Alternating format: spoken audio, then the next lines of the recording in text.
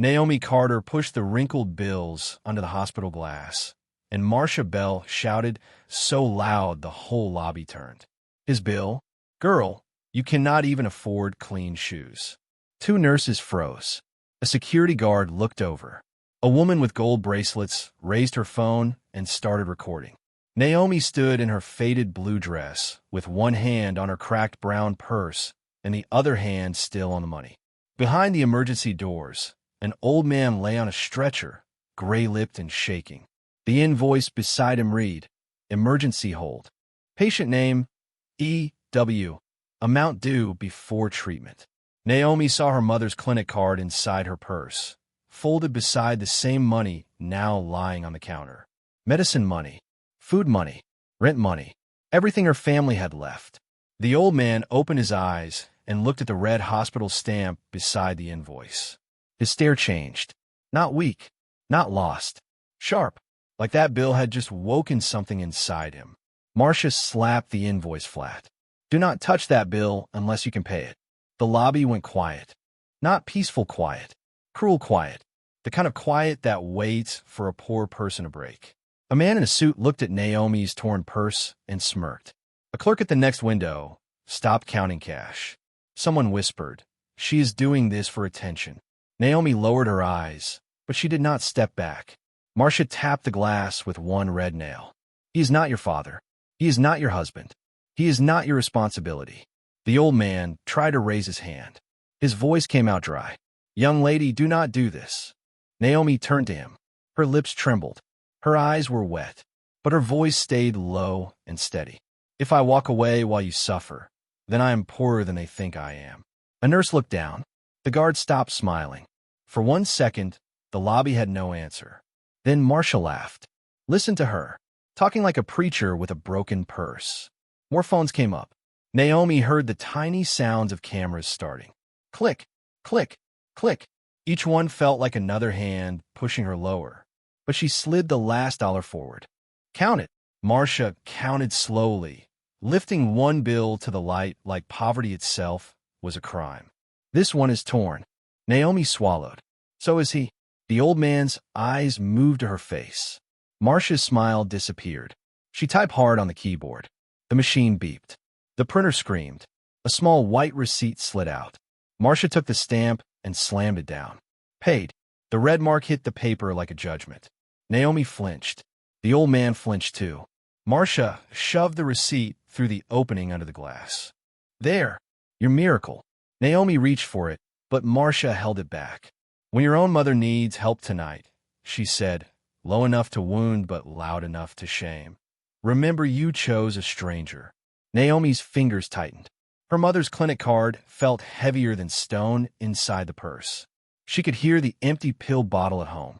She could see her mother sitting up all night, trying not to cough too loudly. Still, Naomi took the receipt and folded it carefully. Not like trash, not like shame, like proof. Then the old man spoke again. What is your name? The question cut through every whisper in the lobby. Naomi looked at him. Something about his voice had changed. It was weak, but it carried command. The kind of voice people usually obeyed before they understood why. Marcia noticed it too. Her fingers froze above the keyboard. The nurse beside her looked again at the invoice. E.W. Naomi opened her mouth, but before she could answer, a second clerk rushed from the back office holding a folder. She glanced at the patient number on the screen and went pale. Marcia, she whispered, why is this file marked private? Marcia snatched the folder so fast the papers bent. Get back inside. The old man turned his head toward the folder. His eyes sharpened again. Naomi saw it. The nurses saw it. Even the security guard stood straighter. For the first time that night, Marcia looked afraid. She covered it with anger. Security, she barked, get this girl out before she starts begging for a refund. The guard stepped forward, but slower now. Naomi did not fight. She did not curse. She pressed the paid receipt against her chest and walked away while phones followed her like hungry eyes. The crowd opened a narrow path. No one touched her. No one defended her. As she passed the stretcher, the old man reached out with 2 trembling fingers and touched the edge of the folded receipt. He looked at the red stamp. Then he looked at Naomi. Child, he whispered. "No one has paid for me in a very long time."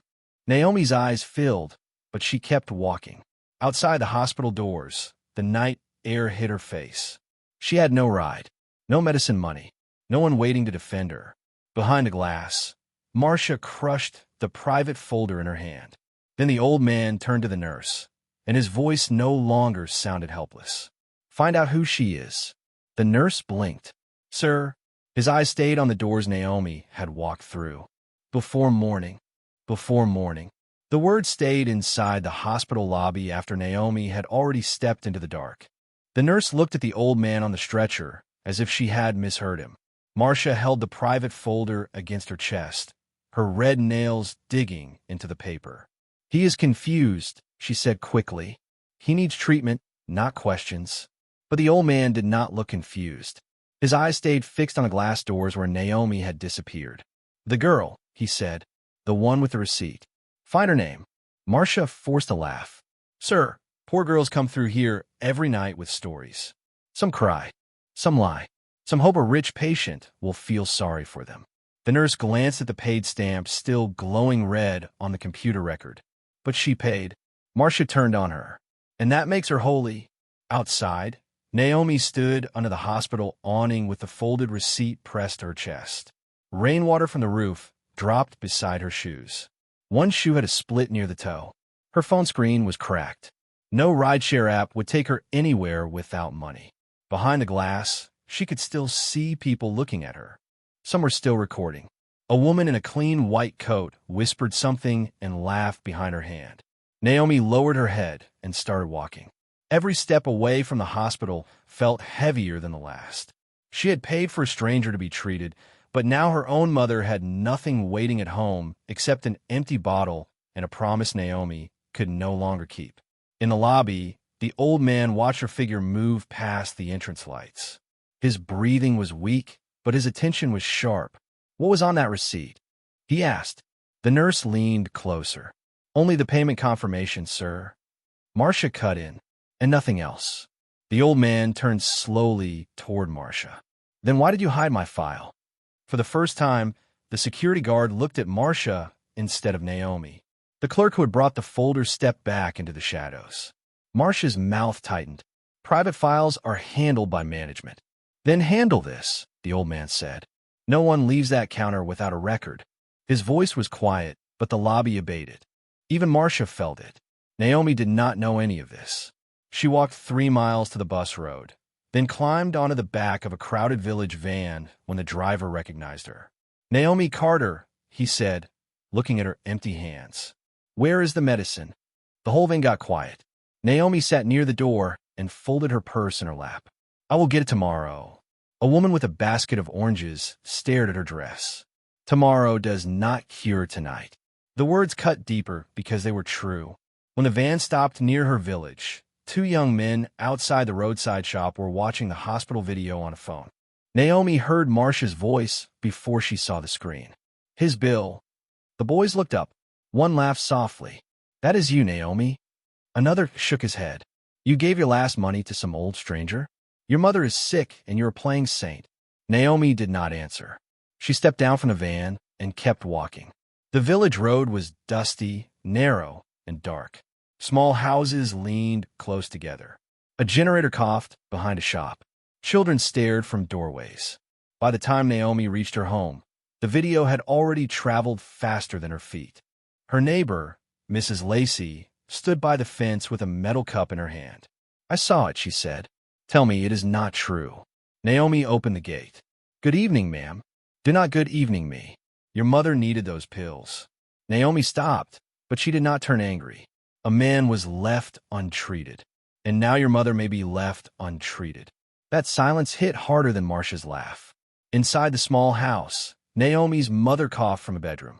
Naomi's fingers tightened around the receipt in her purse. If you saw Naomi standing there, would you have called her foolish, or would you have understood why a poor person still chose mercy? The question followed her into the room. Her mother, Ruth Carter, sat against thin pillows, trying to smile like pain was not sitting on her chest. "Did you get the medicine, baby?" Naomi froze. The cracked lamp buzzed above them. On the wooden table sat an empty cup, 2 unpaid bills, and the clinic card Naomi had carried all night. She pulled the paid receipt from her purse by mistake, then quickly folded it back. But Ruth saw the red stamp. "What did you pay?" Naomi swallowed. "A hospital bill." Ruth's face softened first. Then fear came after it. "Whose?" Naomi could not speak. Outside, a car slowed near the house. Not the village van, not a neighbor's truck. A black sedan with tinted windows rolled past once, then stopped at the corner. Naomi looked through the torn curtain. A man in a dark suit stepped out, holding a phone and a printed image from the hospital camera. He looked at the picture. Then he looked directly at Naomi's house. The man in the dark suit stood at the corner with Naomi's face printed in his hand. Naomi held the torn curtain with 2 fingers and stopped breathing. Ruth Carter saw her daughter's face change. "Naomi," she whispered, "who is outside?" Naomi stepped back from the window. "No one, Mama." But the lie was too small for the fear in her voice. The black sedan waited under the weak streetlight like it did not belong on that dusty road. Clean tires, dark glass, city plates. The man looked once at the picture, then once at Naomi's front door, as if her poor house had been marked on a map she had never seen. Naomi pushed the paid receipt deeper in her purse. "Stay in bed," she said. Ruth tried to sit up and coughed so hard the metal cup beside her shook. "Tell me you did not spend the medicine money." Naomi froze. Those words hurt more than Marcia's laugh. "I spent it on a man who was being left to suffer." Ruth closed her eyes. Not angry, afraid. "Baby, mercy is holy. But sickness does not wait because your heart is good." Naomi looked at the empty pill bottle on the table. 3 tablets gone. None left. Beside it sat the clinic card, the unpaid rent note, and a small envelope with 2 coins inside.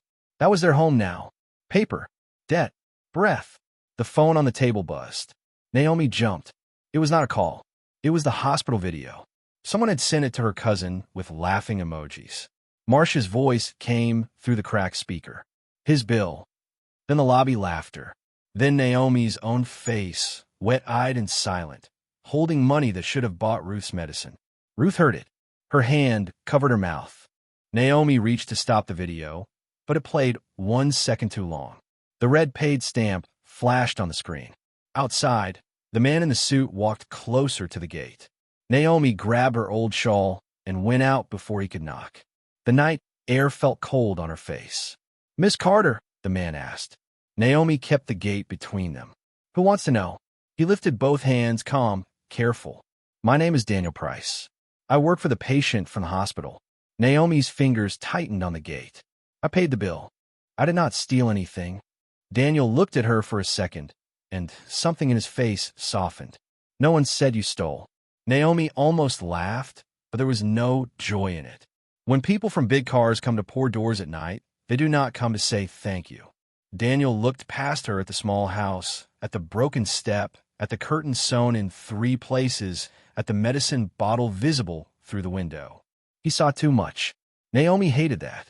Pity could feel like another kind of insult. "The patient asked for your name," Daniel said. "That is all. Then tell him Naomi Carter paid it and went home." "Why did you pay for him?" Naomi looked away. Across the road, 2 boys were watching from the shop. One had his phone raised again. Mrs. Lacey stood behind her fence, pretending not to listen. Social shame had followed Naomi home like a stray dog. "Because my father died in a hallway waiting for someone to care," Naomi said. The words came out before she could stop them. Daniel's face changed. "At that hospital," Naomi said nothing. That silence answered enough. Inside the house, Ruth coughed again, longer this time. Naomi turned toward the sound. Her dignity cracked, but did not fall. "I have to go." Daniel reached into his coat and took out a white card. "If your mother needs a doctor, call this number." Naomi stared at it, but did not take it. "I'm not selling my shame. It is not charity. That is what rich people call it when they want poor people to say thank you." Daniel lowered the card slowly. He did not argue. That made her more afraid, not less. A truly powerful person did not need to shout. He only waited. Then Daniel's phone rang.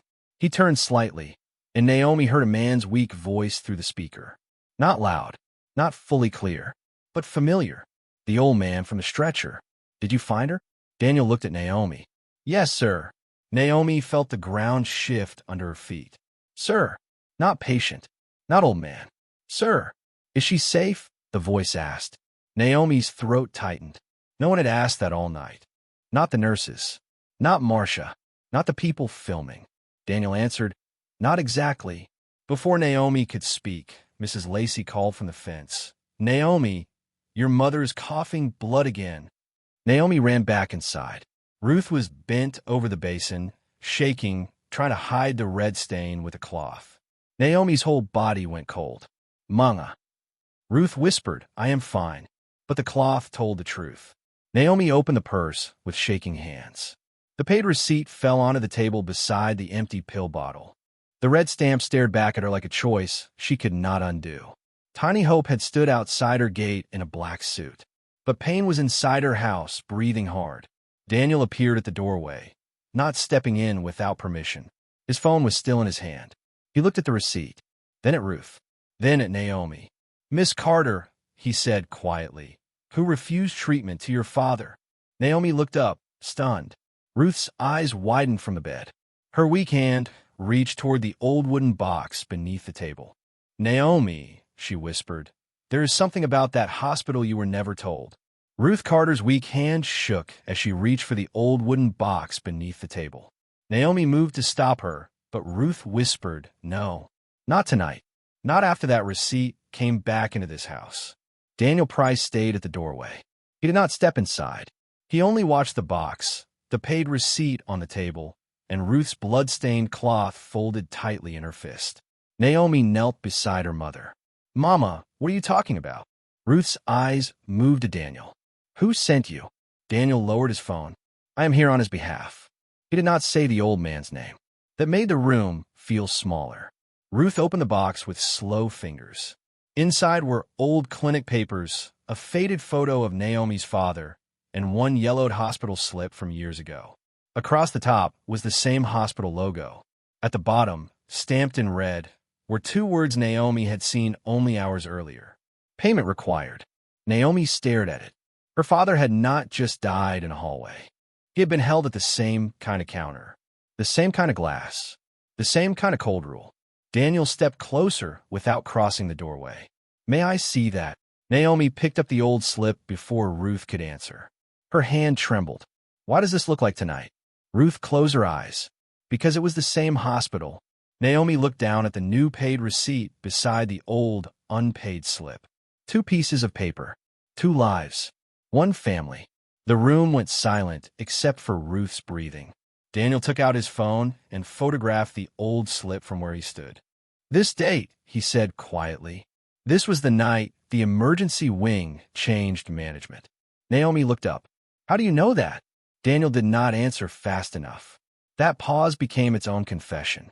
At the hospital, Marcia Bell stood inside a private records room with the door locked. The bright lobby was gone. No phones, no witnesses, only cabinets, screens, and the folder she had snatched from the clerk. She opened the file marked E.W. and saw a second note attached to it. Internal review. Owner access only. Her jaw tightened. Owner access, she whispered. Then she looked at the payment log. Naomi Carter. Cash payment. Receipt number. Time stamp. Marcia's face hardened. She clicked on the record, but the system denied her. She tried again. Denied. A small warning appeared on the screen. Duplicate receipt generated. Marcia went still. Somewhere, another copy existed. Back in Naomi's house, Daniel's phone buzzed. He looked at the screen, but did not answer. Naomi noticed the name flashing only for a second. Hospital Legal. Why are lawyers calling you about a stranger's bill? She asked. Daniel slipped the phone into his pocket. Because that bill should never have existed the way it did. Ruth gripped Naomi's wrist. Baby, the night your father died, a woman at that counter told me the same thing. No payment, no doctor. Naomi's face went cold. Was it Marcia? Ruth shook her head. I do not know. I only remember a young clerk standing behind the glass. She watched her father fall. She never opened the door. Naomi looked at the paid receipt again. The letters E.W. were small, almost hidden under the payment line. But now they felt alive. A patient with a private file. A hospital afraid of its own records. A man who asked for her before morning. Daniel crouched outside the threshold, finally low enough to meet Naomi's eyes. "Miss Carter, did anyone at the hospital try to take this receipt from you?" Naomi did not answer. Ruth did. "Her face already tells you." Daniel's voice dropped. "Keep it safe." Naomi picked up the receipt and folded it once, then once again. People like Marcia do not fear paper. Daniel looked toward the street where his black sedan waited. They do when the paper proves they lied.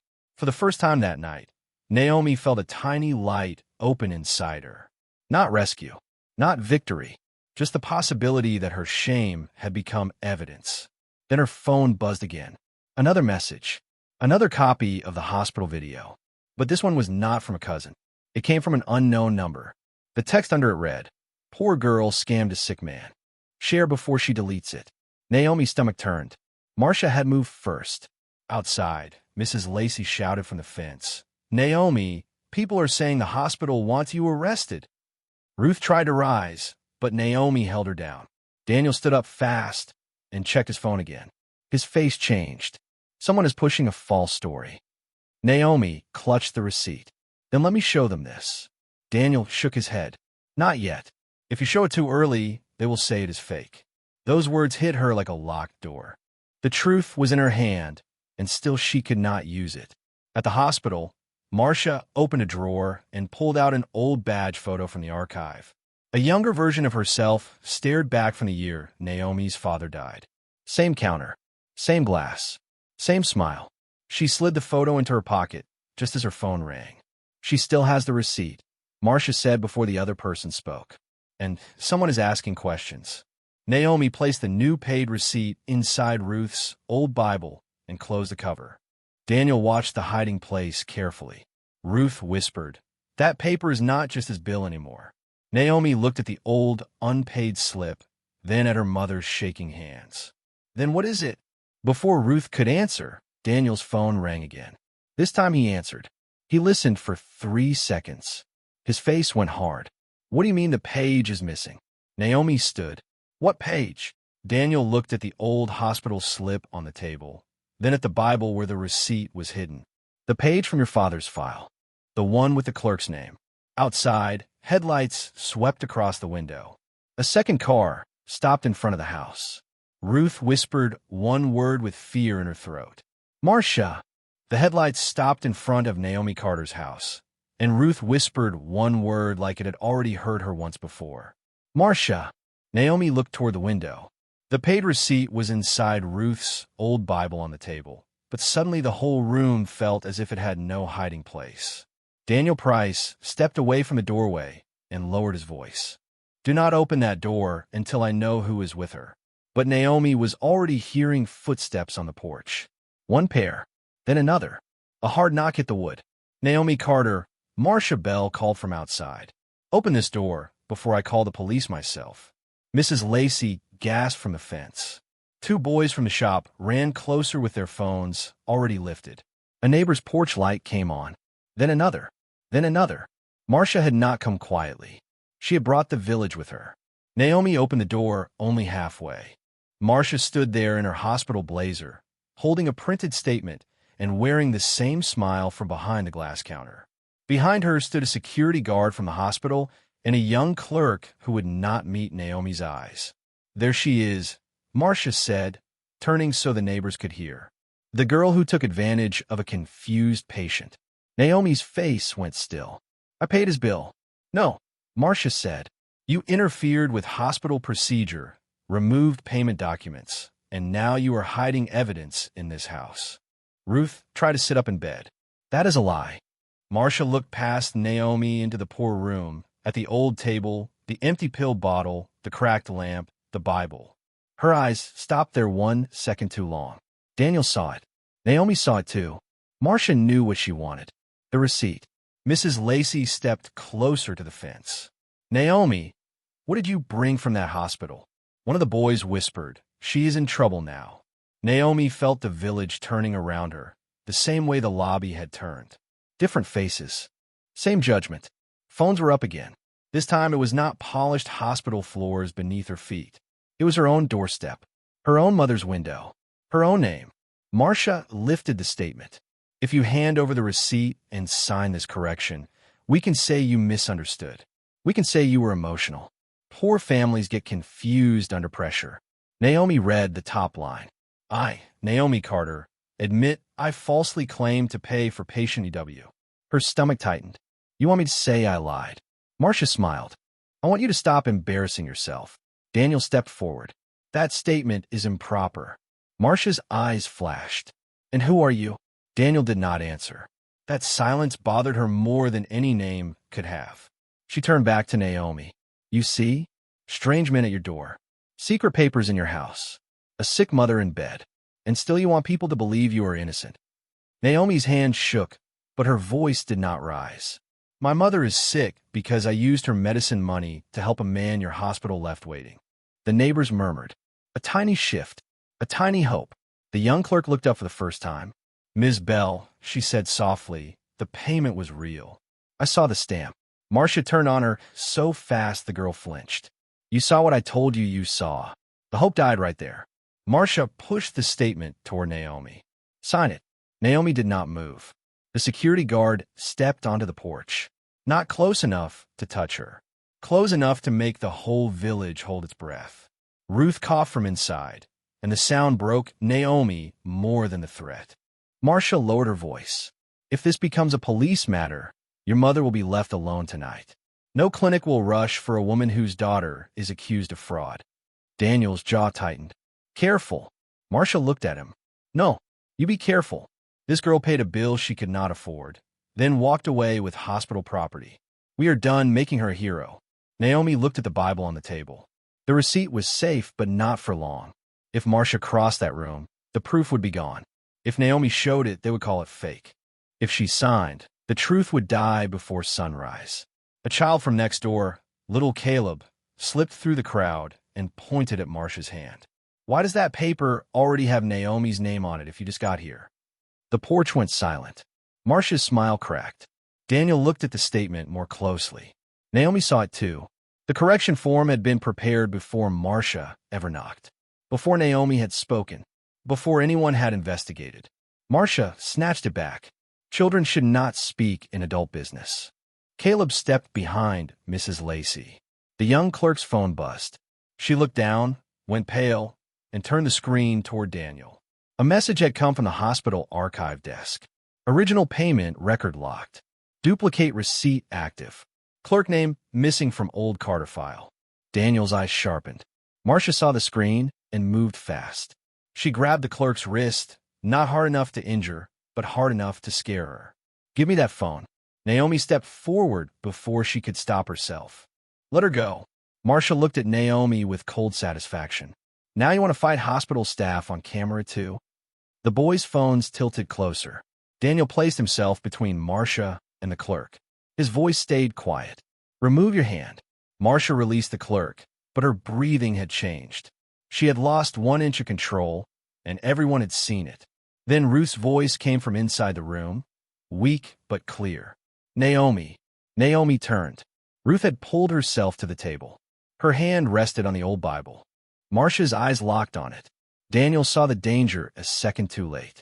Marcia lunged toward the doorway. Naomi reached for the Bible at the same time. The book slipped from Ruth's shaking hand and hit the floor.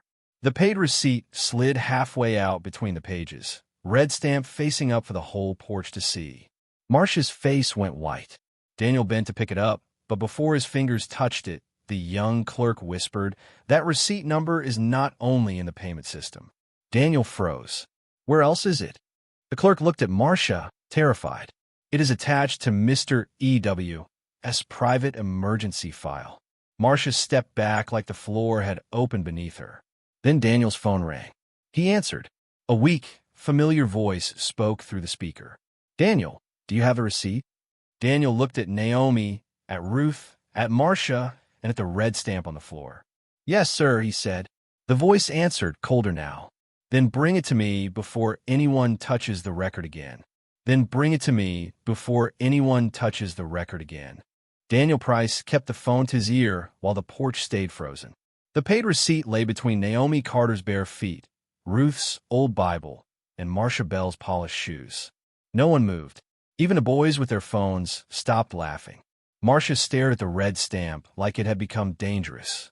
Daniel bent down and picked up the receipt by the corner. No one else touches this. Marcia forced a smile. That paper belongs to the hospital. Daniel looked at her. Then why are you afraid of it? The question hit the porch like a slap. The young clerk checked her phone with shaking hands. The receipt number is linked to a restricted emergency file, she whispered. And someone tried to change the payment log after Naomi left. Marcia snapped. You are confused. The clerk shook her head. The system recorded the attempt. A tiny hope moved through the neighbors. Naomi looked at Daniel, then at the receipt. For the first time, someone was holding proof and not using it to shame her. Then the clerk went pale. The video is missing 12 minutes. Daniel's eyes sharpened. Which 12? The 12 before Naomi paid. Naomi's heart dropped. Those minutes would show the old man waiting. They would show Marcia refusing to move. They would show why Naomi stepped forward. And they were gone. Marcia lifted her chin. No video. No proof. Just a poor girl, a stolen receipt, and a story. Daniel held the receipt under the porch light. This is proof. Of what? Marcia laughed too fast. That she handed cash to a counter? Then little Caleb spoke from behind Mrs. Lacey. My Annie works hospital laundry. She said the emergency desk records sound too. Marcia turned toward him too quickly. Everyone saw it. Daniel lowered his voice. Backup audio. The young clerk nodded. For payment disputes. It would not be in the main video file. Naomi felt the air change. Audio meant Marcia's voice. The insults. The refusal. The moment Naomi chose mercy while everyone watched. What do you think Marcia fears more now? The missing video, the receipt number, or the voice she forgot was recorded? Daniel spoke into the phone. Sir, the receipt is real. The video was cut. There may be backup audio. Silence came through the line. Then the old man's voice returned, weaker but colder. Protect the receipt. Keep the girl from being dragged through another lie. Find the audio. Naomi heard it. Keep the girl from another lie. Not save her. Not reward her. Just stop the lie from growing. And even that felt like water to someone who had been burning all night. Marcia stepped forward. You have no authority over my records. Daniel slid the receipt into a clear plastic sleeve. Then call the police and explain why you brought a confession form before reviewing them. The neighbors murmured. One man lowered his phone. Mrs. Lacey looked at Naomi with shame in her eyes. The young clerk stepped away from Marcia and closer to Daniel. Only 1 inch. But Marcia felt it. She pointed at Naomi. This is how girls like her survive. Tears first. Lies second. Then some powerful man carries them. Naomi knelt beside Ruth and took her mother's hand. I only wanted him treated, she said. That is all. Daniel looked at her.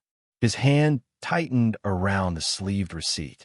He had seen people perform kindness for cameras. Naomi had done it while cameras mocked her. That difference mattered. The clerk's phone buzzed again. She read the message and whispered, The backup server is not stored at the hospital. Daniel turned. Where is it? She swallowed. Whitmore Foundation Archive. The name passed through the porch like a shadow. Naomi did not understand it. Ruth's eyes lifted. Marcia understood enough to go still. Daniel saw both reactions. He placed the protected receipt inside his inner coat pocket. Miss Carter, your mother needs a doctor. And this receipt needs to be copied before someone buries it. Naomi stood slowly. I will not let people take another paper from my family. Daniel accepted the words like a wound he deserved. Then I give my word in front of everyone here. It will be logged, copied, and returned. Marcia laughed under her breath. His word? You do not even know who he serves. Daniel looked at her. Calm, cold. But you do. Marcia went silent. Daniel's phone rang again. He answered on speaker. The old man's voice filled the porch. Daniel. Yes, sir. Bring the receipt. Find the audio. And tell Naomi Carter, I want to know why that poor girl paid my bill while the hospital watched me suffer. The porch went dead quiet. Naomi looked at Daniel's coat pocket, then at Marcia's pale face. The words did not explain everything, but they changed everything. Naomi Carter stood on her porch with her mother trembling behind her and the whole village staring at her like she had become a question no one knew how to answer. Daniel Price kept the paid receipt inside his coat, protected in the clear sleeve, but Naomi's eyes never left the place where it disappeared. Marcia Bell saw that look and smiled. There it is. Now she thinks that paper is a golden ticket. Naomi did not answer her. She walked back to Ruth and wrapped the old shawl around her mother's shoulders. "Mama needs help," she said. Not loud, not weak, just true. Daniel turned to the young clerk. "Call a doctor. Now." Marcia stepped forward. "You cannot order medical help for a woman involved in a fraud dispute." Daniel looked at her once. "Watch me." The porch went silent. Not because the truth had won. It had not. But because someone had finally spoken to Marcia like her voice was not the law. Daniel moved toward the doorway, then stopped before entering. "May I come in?" Naomi looked at him, surprised. After a night of people pushing, filming, accusing, and deciding for her, that small question almost broke her. "Yes," she whispered. Daniel stepped inside carefully. He did not stare at the cracked walls. He did not look around like he was counting their poverty. He helped Ruth sit higher, then placed a glass of water near her hand. Naomi watched him with suspicion and gratitude fighting in her chest. "Why are you doing this?" Daniel said, "Because the man you helped asked me to find the truth." "Not me?" Naomi asked. "The truth." Daniel looked at the old Bible, the empty medicine bottle, and Naomi's tired face. Right now, they are standing in the same room. Outside, Marcia tried to pull the crowd back to her side. Do not be fooled by suits and soft voices. This girl walked out with hospital property. Tomorrow will be your records, your money, your names. Mrs. Lacey looked at Naomi's window, then at the video on a boy's phone. For the first time, her voice shook. "But why did you bring a confession paper if you already knew the truth?" Marcia's mouth tightened. "I brought order." Little Caleb whispered, "Order does not need lies." A low sound moved through the neighbors. Not support yet, just doubt. And for Marcia, doubt was dangerous. Daniel's phone buzzed. He read the message and turned the screen away, but Naomi caught one line, "Mobile physician en route." She grabbed his wrist before she realized it. Who is paying for that? Daniel did not pull away. "Not you." Naomi let go fast. "Then I cannot accept it." Daniel studied her. "Your mother needs care. And I need to know I did not trade one shame for another." That stopped him. He had expected fear. He had expected pleading. He had not expected dignity to stand between a sick woman and help. His voice became lower, more careful. "Then call it a temporary debt until the truth is settled." Naomi looked at Ruth, barely able to keep her eyes open. "And if the truth is buried," Daniel touched the pocket where the receipt rested. "Then this paper helps dig it up." A small medical van turned onto the road. The village leaned toward it as if hope had arrived on 4 tired wheels. A doctor stepped out with a worn black bag. Not fancy, not rich, just real. Daniel stood outside the doorway and blocked the phones from seeing Ruth's bed. "No filming." One boy lowered his phone. The other hesitated. Daniel looked at him. "Her pain is not your entertainment." Naomi looked down before anyone could see what that sentence did to her. No one had protected her pain all night. Marcia watched from the porch steps, losing control by inches. "Careful, Mr. Price. Your employer may not want his name tied to this girl." Daniel did not turn around. "My employer asked for the girl who paid his bill, not the woman who tried to erase it." The doctor checked Ruth's breathing, her pulse, then the empty bottle. "She needs treatment tonight," he said. "I can stabilize her here, but this cannot wait much longer." Tiny hope, new fear. Naomi gripped the table. "I stay with her." Daniel nodded. "You stay. And I keep a copy of that receipt." "You will." Naomi looked at him hard. "People have been taking papers from my family for years." Daniel accepted the words like a wound he deserved. "And I give my word in front of everyone here. It will be copied, logged, and returned." Marcia laughed under her breath. "His word? You do not even know who he serves." Daniel looked at her. Calm, cold. "But you do." Marcia went silent. The young clerk's phone buzzed again and slipped from her trembling hand. Daniel picked it up. A new message filled the screen. "Backup audio request denied. Senior authorization required." Naomi saw the initials again on the receipt copy below the message. Ruth, half conscious, opened her eyes and stared at those letters. Her fingers tightened around Naomi's hand. Those initials, she whispered. Naomi leaned closer. Mama. Ruth's voice trembled. I have seen them before. Marcia heard it from the doorway, and the color drained from her face. Daniel looked from Ruth to the receipt in his coat, and for once he had no answer. Ruth Carter stared at the letters E.W. as if they had climbed out of a grave.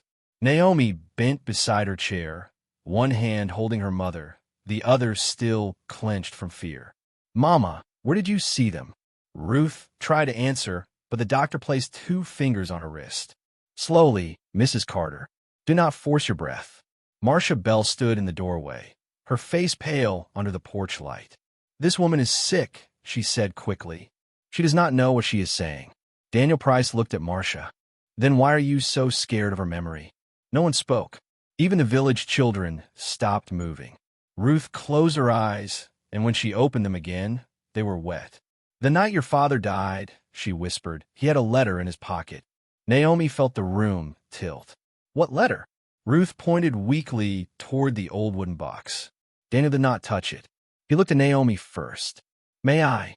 Naomi nodded. He opened the box and moved aside the old clinic slips, the unpaid hospital paper, and a faded photo of Naomi's father in a work shirt. Under the photo was an envelope, yellow at the edges, sealed again with old tape. On the front, written in a shaking hand, were 3 words for E.W. Naomi's throat closed. The paid receipt in Daniel's coat suddenly felt heavier than money, heavier than shame. It had pulled the past into the room. Ruth whispered, Your father said he had to give that letter to a man who could fix the hospital. He said too many poor people were being turned away. Naomi looked at the envelope. Why did he not send it? Ruth's tears fell. Because he never left that hospital. Outside, Mrs. Lacey covered her mouth. The young clerk began to cry, silently. Marcia stepped backward 1 inch. Daniel noticed. You knew about this, he said. Marcia snapped back. I was not in charge years ago. Ruth turned her weak eyes toward her. No, but you were there. The porch went still. Marcia's lips parted, then closed. A tiny sound passed through the neighbors. Doubt had become suspicion. Ruth kept going, each word costing her breath. I remember the young clerk behind the glass. Red nails. A gold pin. She said payment first. Your father tried to show her the letter. She pushed it back. Naomi slowly turned to Marcia's hands. The red nails were there again. New polish. Same color. Marcia lifted her chin. A sick woman is inventing things. Naomi stood, but she did not shout. My mother is sick, not blind. The doctor gently guided Ruth to sip water. Daniel photographed the envelope without opening it. This stays with Naomi unless she agrees otherwise. Naomi looked at him. That small respect mattered. Papers had been taken from her family before. Not this one. Not again. Then Ruth reached for Naomi's wrist. Your father told me one more thing. He said the initials E.W. belonged to someone powerful, someone the hospital feared. He believed if that man knew what was happening, poor people would stop dying at the counter. Naomi looked toward the receipt. The stranger from the stretcher. The private file. The command in his weak voice. The way Marcia trembled when his record appeared. The pieces did not fit yet, but they were beginning to point in the same direction. Daniel's phone buzzed again. He read the message, and his face tightened. The archive request was denied a second time. The young clerk wiped her eyes. Then someone is blocking it from above hospital management. Marcia laughed, but the sound came out thin. Or maybe there's nothing to find. Little Caleb pointed toward her pocket. Then why are you holding that picture? Marcia froze. Daniel's eyes dropped to the edge of an old badge photo sticking out of her blazer. Marcia shoved it deeper, but too late. Naomi saw a younger face on it. Marcia's face, behind the same hospital glass. Ruth saw it too, and her breathing broke. That is her, Ruth whispered. That is the clerk. The village reacted like a match had been struck. Phones rose again, but this time they were not aimed only at Naomi. Marcia backed away from the doorway. This is harassment.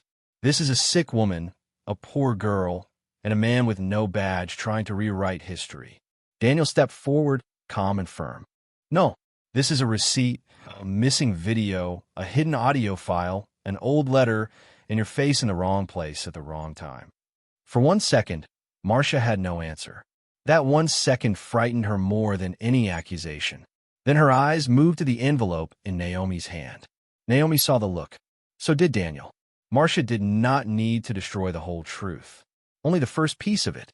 The doctor helped Ruth lie back, but Ruth gripped Naomi's fingers. Do not let them bury your father twice. Naomi folded the envelope against her chest beside the memory of the paid receipt. I will not. Tiny hope entered her voice. But outside, Marcia was already pulling out her phone. She walked down the porch steps, turned her back to the crowd, and spoke in a low voice. She has the old letter. The mother remembered me. Move the final file before Daniel reaches it. Daniel heard only the last words. Final file. He turned, but Marcia was already smiling again. Naomi, she called loudly so every neighbor could hear. Since you want truth, come to the village council tomorrow morning. Bring your receipt. Bring your letter. Let everyone see what kind of story your family is selling. The crowd stirred. Naomi felt the trap before she understood it. A public stage. A sick mother. A receipt everyone wanted. A letter her father died carrying. Daniel shook his head once. Do not agree. Marcia smiled wider. Unless, of course, you are afraid. Naomi looked at Ruth, then at the envelope, then at the neighbors who had filmed her shame and now waited to film her answer. Her voice came out quiet. I will come. Marcia's smile became cold. Good. Then tomorrow, we bury this lie in front of everyone. Then tomorrow, we bury this lie in front of everyone. Marcia Bell's words followed Naomi Carter long after the village road went quiet. By morning, the council yard was full before the sun was high. Plastic chairs, dusty ground, church women with folded arms, young men holding phones, elders sitting under the old mango tree like judges waiting for a crime. Naomi arrived with Ruth walking slowly beside her, one hand on her daughter's arm. Daniel Price stayed close, but not too close. He had promised to protect the receipt, not speak for Naomi. That mattered. Naomi carried two things in a brown folder against her chest, the copy of the paid receipt and the old envelope marked for EW. Her hands shook, but her head stayed up. Marcia was already there. She had dressed for victory. Hospital blazer, red nails, gold bean, a table placed in front of the crowd. Beside her sat the hospital security guard and a local councilman who kept glancing at the cameras. Marcia smiled when she saw Naomi. Good. You came. Naomi looked at the crowd. Some faces were curious. Some were ashamed. Some were hungry for another video. Marcia lifted her voice. This village deserves the truth. Last night, Naomi Carter entered our hospital, interfered with emergency procedures, took documents, and created a false story to gain sympathy from a powerful patient. The word powerful moved through the crowd like smoke. Naomi felt Daniel shift beside her. Marcia had chosen that word on purpose. Enough to excite people, not enough to reveal anything. I paid the bill, Naomi said, with my mother's medicine money. The crowd murmured. Ruth closed her eyes. That truth still hurt. Marcia pointed at the folder. Then show them what you claim proves it. Daniel leaned close. Careful. Naomi nodded. She opened the folder and took out the copy, not the original. The red paid stamp showed clearly. A few people stood to see. Mrs. Lacey whispered, It is real. Marcia laughed. A stamp can be copied. A poor girl can find a printer. A story can be dressed up. Daniel's jaw tightened, but he stayed quiet. Naomi held the paper with both hands. You saw me pay. Marcia tilted her head. I saw confusion. I saw a girl desperate to be seen. That line stung because cameras were recording again. Marcia turned to the councilman. Asked her why she refused to return hospital property. Naomi opened her mouth, but Marcia raised the old confession paper before Naomi could speak. Ask her why she refused to correct the record. Little Caleb, standing near Mrs. Lacey, whispered, because the correction was written before she talked. Marcia's eyes snapped toward him. Remove that child from the front. The crowd reacted. Not loudly. Just enough. Doubt was there again. Marcia felt it and moved faster. She pointed to Ruth. And now her sick mother remembers things from years ago. A letter appears overnight. A dead man's story suddenly helps Naomi look innocent. Ruth trembled. Naomi stepped in front of her. Do not use my mother's sickness to hide your fear. The yard went quiet. Marcia smiled, but her eyes were hard. My fear. She walked toward Naomi slowly. Then opened the envelope. Let us see this great letter. Daniel spoke at once. Not here. Marcia turned to the crowd. See? They want a public accusation with private proof. The councilman nodded uncertainly. Maybe the letter should be shown. Naomi felt the trap close. If she refused, the village would think she was lying. If she opened it, Marcia might twist it, grab it, or call it fake before anyone understood. Ruth squeezed Naomi's wrist. Your father carried it for truth, she whispered. Not for a show. Naomi looked at Daniel. He gave the smallest shake of his head. Wait. Marcia saw that. You need permission from this man now? She asked. Last night you paid a stranger. Today you follow another stranger.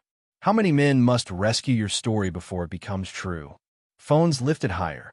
Naomi's face burned, but she did not shout. Truth does not need rescuing, she said. It needs time to stand. For 1 second, even Daniel looked moved. Then Marcia struck. She stepped forward, reached for the brown folder, and said, Then let me help it stand. Naomi pulled back. The papers slipped. The copy of the receipt fell into the dust.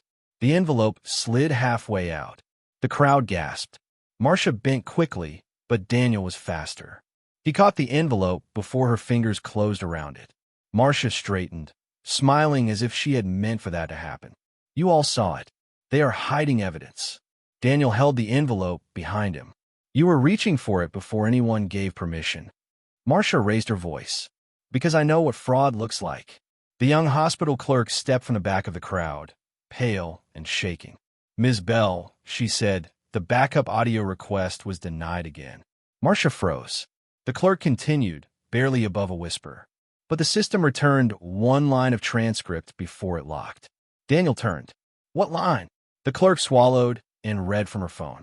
Payment refused until cash received. Patient left in emergency hold despite respiratory distress. The crowd went still. Naomi felt Ruth's hand tighten. Marcia's smile vanished. Then she snatched at the clerk's phone. That is internal property. The clerk pulled back, terrified. Daniel stepped between them. Do not touch her. Marcia looked around and realized too many cameras had captured that move. Her control was slipping in public. So she changed tactics. Tears filled her eyes too quickly. I have served that hospital for years, she said to the crowd. Now a poor girl and a hired man want to destroy me with stolen files. Some older women softened. The councilman frowned at Naomi. Marcia knew how to turn pity into a weapon. Then a deep sound rolled across the sky. At first, people thought it was thunder, but the sky was clear. The sound grew louder, heavier, mechanical. Everyone looked up. Dust lifted at the edge of the village road. Children ran toward the field. Phones turned away from Naomi for the first time all morning. Marcia looked up too, and the color drained from her face. Daniel's phone rang in his hand. He answered, listened, and looked toward the open field beyond the council yard. Naomi saw his expression change. What is it? She whispered. Daniel lowered the phone slowly. He is coming. The sound grew louder until the chairs rattled. Over the trees, descending toward the dry field outside the village, came a private jet. The private jet dropped toward the dry field beyond the council yard, and the whole village forgot how to speak. Chairs scraped backward. Children ran to the road. Women held their scarves against the wind. Dust rose in a brown wall as the jet wheels touched the ground, bounced once, then rolled across the field like something from another world had entered a place it was never meant to know. Naomi Carter stood frozen with the brown folder against her chest. The copy of the paid receipt was still dusty from the ground.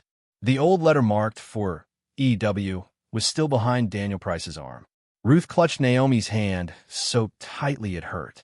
Mama, Naomi whispered, who is coming? Ruth did not answer. Her eyes were on the plane. Marcia Bell looked as if the air had been taken from her lungs. Only minutes earlier, she had controlled the yard. She had controlled the crowd. She had controlled the story. Now, every camera turned away from her and toward the field. Daniel's phone was still in his hand. Naomi looked at him. Tell me what this is. Daniel kept his voice low. It is the man from the hospital. The words hit Naomi harder than the jet's engine. The old man. The stranger on the stretcher. The patient with gray lips and shaking hands. The man she had paid for with her mother's medicine money. He had come here. Not in an ambulance. Not in a taxi. In a private jet. The councilman stood up so fast his chair fell over. Who authorized that aircraft? He stammered, though no one was listening. Marcia tried to recover. This is a stunt, she said loudly. A rich patient can still be confused. Money does not make a lie true. But her voice shook at the edges. Little Caleb pointed at her. Then why are you scared again? A few people turned. Marcia snapped her eyes toward him, but she did not answer. The jet door opened. 2 men in dark suits stepped out first. Then a woman with a tablet. Then another guard. They moved with quiet order, not panic. One of the men walked straight toward Daniel, ignoring the councilman, ignoring Marcia, ignoring the cameras. He did not look lost. He looked prepared. The crowd split before him without being asked. Naomi stepped closer to Ruth. Daniel, I do not want trouble. Daniel looked at her, and for the first time, his face carried something close to regret. Trouble was already here, Miss Carter. This is the first time it has met someone it cannot shout down. Marcia heard that and raised her voice. This village council has not accepted any outside interference. The man from the jet stopped in front of Daniel and handed him a sealed black folder. Emergency archive transfer, he said. Senior authorization confirmed. Daniel took it. His eyes moved quickly across the label. Naomi saw only one thing printed at the top. EW, Marcia saw it too. Her hand went to the pocket where she had hidden the old badge photo. The young clerk noticed and stepped back. The crowd began whispering. Is that the patient? Who owns a jet? Why did he come for Naomi? Was Marcia lying? Phones rose higher. For once, the village was not filming Naomi's shame. They were filming Marcia's fear. Daniel turned to Naomi. Before that door opens fully, you need to decide something. Naomi swallowed. Decide what? Do you want to stand here when he speaks? Or do you want me to move your mother away from the crowd? Naomi looked at Ruth. The doctor stood nearby, one hand ready to support her. Ruth's breathing was shallow, but her eyes were steady. I stayed silent once, Ruth whispered. I will not hide from truth twice. Naomi nodded slowly. Then she looked at the receipt copy in her folder.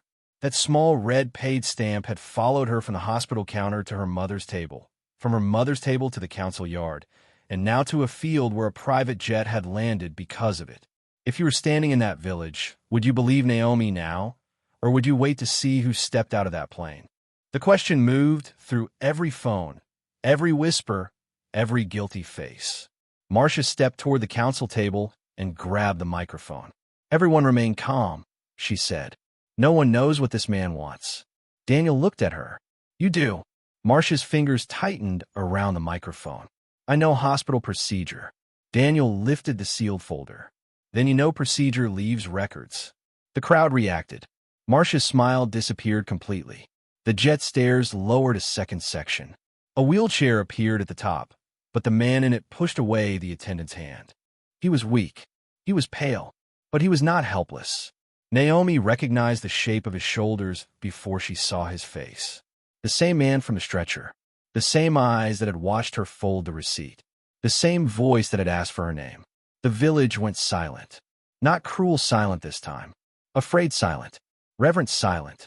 The kind of silence that knows power has arrived. Marcia took one step backward. Daniel moved beside Naomi and spoke softly. Hold the folder where he can see it. Naomi lifted the brown folder with shaking hands. The paid receipt showed through the front. The old man's eyes found it from the jet stairs. Then they found Naomi. Something changed in his face. Pain, recognition, gratitude, and something colder when he looked past her at Marcia. The man from the jet walked down slowly with 2 aides near him. No one touched him unless he allowed it. When his shoes reached the dust, the councilman hurried forward. Sir, welcome. We were not informed. The old man passed him like he was not there. He stopped several feet from Naomi. The whole village leaned in. Marcia gripped the microphone with both hands.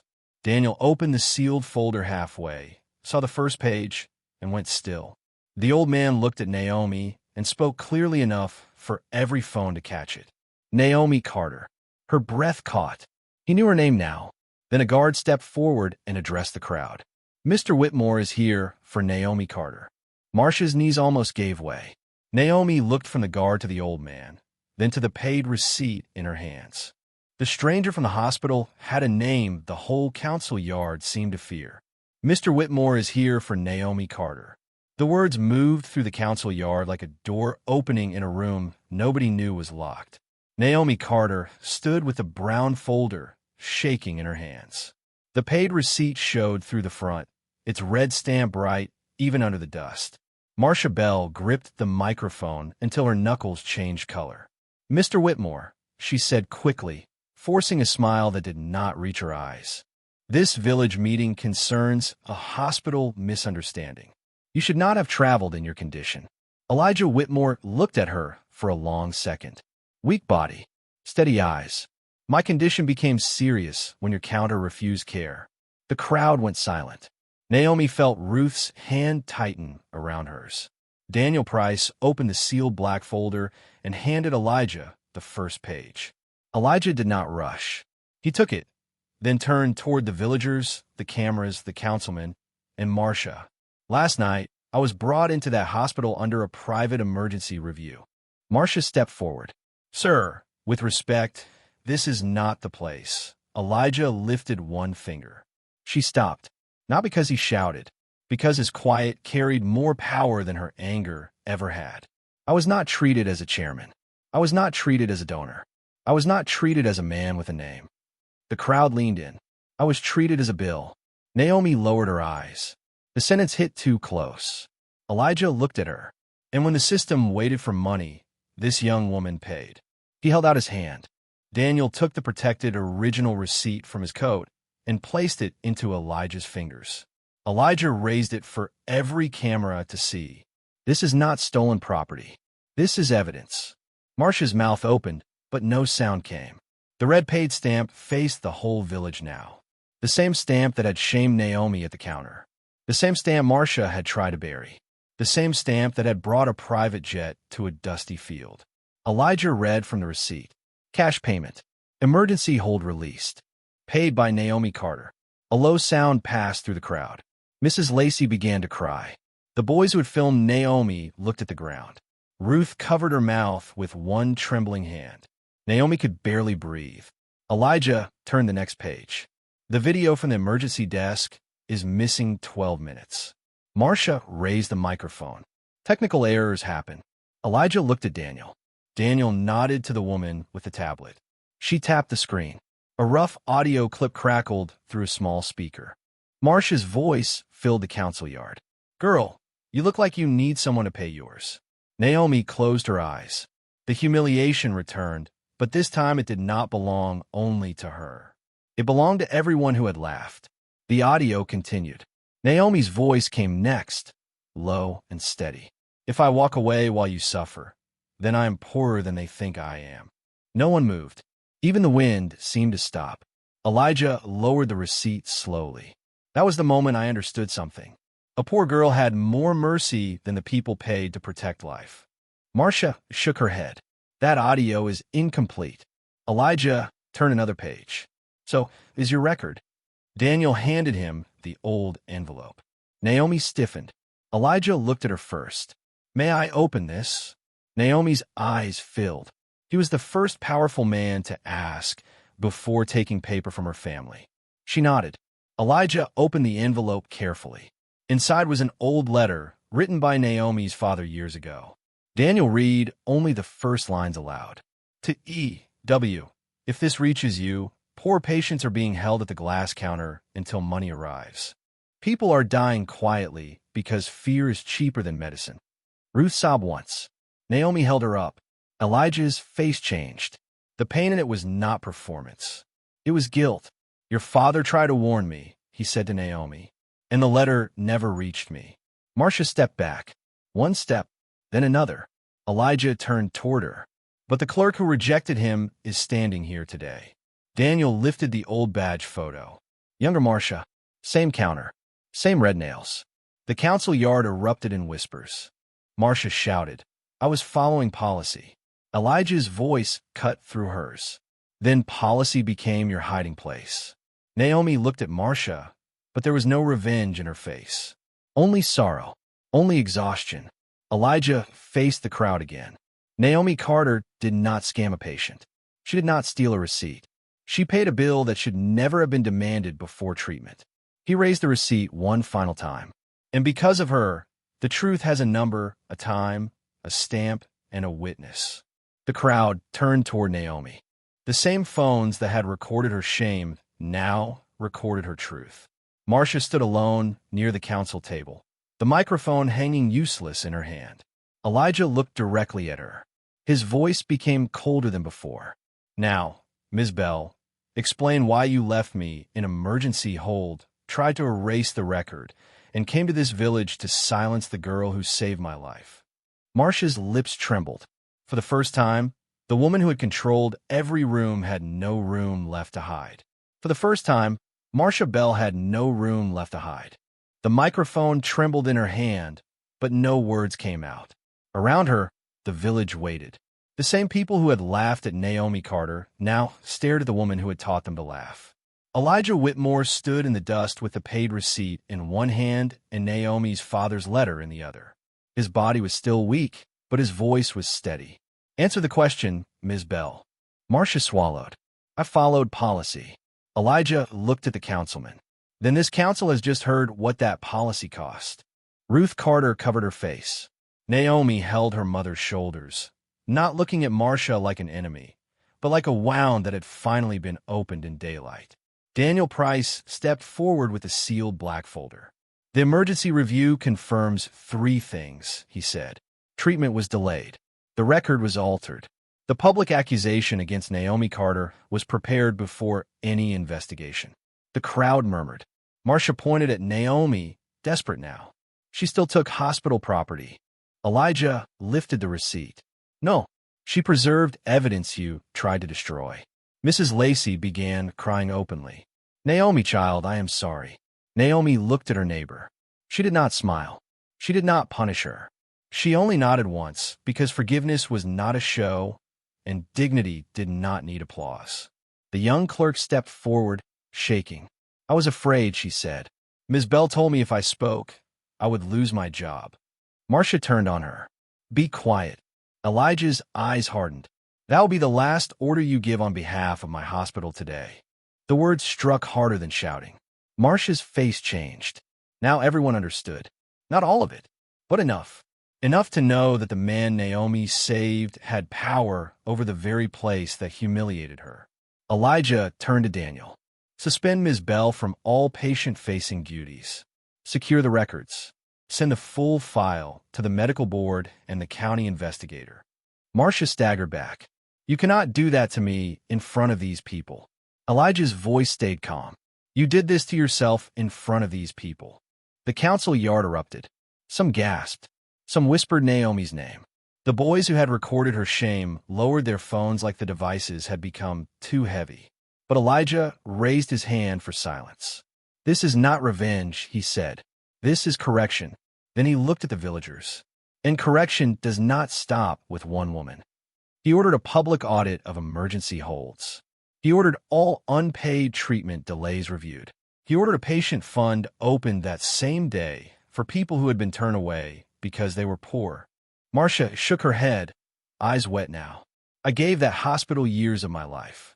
Naomi finally spoke. Quiet, clear. And how many years did you take from people at the counter? Marcia looked at her, but there was no answer left. Ruth squeezed Naomi's hand. The old pain in her face softened, not gone, but no longer buried. Daniel handed Naomi a copied receipt, stamped and logged, with her name written correctly. This belongs to you. Naomi took it carefully. Her fingers brushed the red paid mark. Last night, that stamp had felt like shame. Now it felt like proof that kindness had survived humiliation. Elijah faced Naomi's mother. Mrs. Carter, your husband tried to warn me. I failed to hear him because the letter never reached me. That failure ends with me. Ruth's lips trembled. He only wanted poor people to be treated like people. Elijah bowed his head. Then, that is what his letter will do. Marcia's security badge was taken from her by the young clerk, not with cruelty, but with shaking courage. That made it hurt more. Power did not leave Marcia through violence. It left through truth, through records, through witnesses, through the same public eyes she had used against Naomi. As Daniel led Marcia away from the council table, she looked back once, not at Elijah, but at the receipt in Naomi's hand. The paper she had mocked had outlived her lie. Naomi did not follow her with angry words. She turned to Ruth instead. The doctor helped Ruth into the medical van, this time with neighbors making space, not judgment. Mrs. Lacey stepped forward with tears on her face. "Let me carry your bag." Naomi hesitated. Then she handed over the small cloth bag. Not because everything was forgiven, because healing had to begin somewhere. Elijah watched the village open around Naomi like a gate that had been locked too long. Then Daniel approached with a cream envelope sealed in gold. "Mr. Whitmore asked me to give this to you when the record was secure." Naomi looked at Elijah. "I did not pay that bill to be rewarded." Elijah nodded. "I know. That is why this is not payment." Naomi looked down at the envelope, but did not open it. Her hand shook again, but this time it was not fear. It was the weight of a life about to change. Daniel's voice lowered. "Open it when your mother is safe." Naomi held the envelope against the copied receipt, while the private jet waited in the field and the whole village watched in silence. Naomi Carter did not open the envelope while the village watched. She held it against the copied paid receipt and walked beside the medical van as the doctor helped Ruth settle inside. The private jet still waited in the dry field, shining against the dust like a promise too big for the road that held it. But Naomi's eyes were not on the jet. They were on her mother's breathing. Elijah Whitmore understood that. He did not rush her. He did not announce a reward. He did not turn kindness into a show. He only walked slowly beside her and said, "Your mother first." Naomi looked at him then, not as a stranger on a stretcher, not as a powerful man from a plane, as a man who had finally learned what poor people had been forced to carry. At the clinic, Ruth was given a clean bed, warm water, and medicine before anyone asked about money. Naomi stood at the doorway, waiting for someone to stop it. No one did. For the first time in years, care came before payment. That alone made her cry, quietly, with one hand over her mouth. Daniel Price stood near the wall with the logged receipt copy in a folder. "It is safe," he said. Naomi nodded, but she still reached for it. He handed it to her without making her ask twice. That mattered. Later, when Ruth was sleeping, Naomi opened the cream envelope. Inside was not cash, not jewelry, not a blank check thrown at poverty like pity. It was a letter. Elijah had written it by hand. Naomi read the first line twice. "Because you paid when no one was watching with mercy, I will build where others only build." Beneath the letter were 3 documents: a full scholarship to nursing school, medical coverage for Ruth, and the founding papers for a community clinic in Naomi Carter's name. Naomi sat down because her knees forgot how to hold her. "No," she whispered. "This is too much." Elijah sat across from her, tired but steady. "Too much was taken from your family. This is not charity. This is correction." Naomi looked at the papers, then at the paid receipt beside them. "I only paid a bill." Elijah shook his head. "No, you paid the cost of being human in a place that had forgotten how." Months passed, but the village never forgot that morning. Marcia Bell's case moved through investigators, boards, and records. No one dragged her through the street. No one harmed her. Her punishment was cleaner and heavier than that. She lost the counter. She lost the badge. She lost the power to decide whose pain mattered. The hospital changed its emergency policy. No patient would be held at the glass before treatment because they were poor. Naomi did not become loud. She did not become proud. She became steady. She studied at night. She visited her mother after classes. She learned how to take blood pressure, read charts, comfort children, and speak to frightened families without making them feel small. And every time someone apologized for being unable to pay, Naomi remembered the counter, the glass, the phones, the laughter. Then she would say, "Sit down first. We will talk about money later."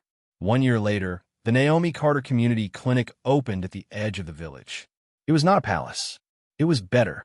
White walls, blue chairs, clean beds, a waiting room where no one was laughed at for their shoes. Ruth sat in the front row, stronger now, holding the old wooden box on her lap. Mrs. Lacey came too, carrying flowers and shame in the same hands. The boys who had filmed Naomi's humiliation helped set up chairs without being asked.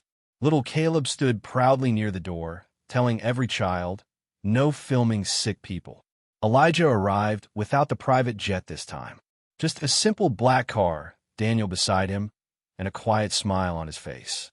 Before the ribbon was cut, Naomi walked to the wall behind the front desk. There, inside a simple frame, was the original paid receipt. The red stamp was still clear. Below, it was a small plaque. The bill that reminded us mercy is not poor. Naomi touched the glass gently. Last time, she had stood before a cold counter with no money, no power, and no one defending her. Now, she stood behind a new counter built to protect people like her. Elijah looked at the framed receipt and then at Naomi. "Do you regret paying it?" Naomi thought of her mother's empty bottle, the village laughter, Marcia's voice, the night road, the private jet, the truth, the clinic. Then she smiled softly. "No, but I understand now. God did not ask me to pay because the man was rich. He asked me to pay because the man was suffering." The room went quiet. Not cruel quiet. Healing quiet. The kind of quiet that lets truth settle. Ruth reached for Naomi's hand. "Your father would have been proud." Naomi squeezed back. Outside, people lined up before the clinic doors opened. Farmers, children, mothers, old men, people with dusty shoes and tired eyes. Naomi looked at them and saw herself. She opened the door herself. "Come in," she said. "You will be seen." And that is how a poor girl's last money became more than a receipt. It became proof. It became justice. It became a clinic. Because you should never judge a person by what they have in their purse. Sometimes the poorest hand carries the richest heart. And sometimes one act of mercy can land like a private jet in the middle of a forgotten village, reminding everyone that kindness may be mocked at night, but by morning, truth will know exactly where to land.